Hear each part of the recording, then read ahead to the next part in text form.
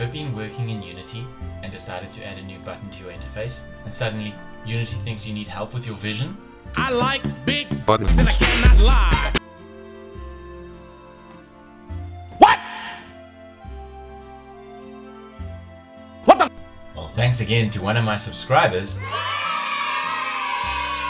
You can turn Unity back into a game engine for normies by doing the following. Click on the canvas for the button, click on the render mode, change it to screen space camera, drag your main camera into the render camera. Don't forget to raise the auto layer. And that's it, you're done!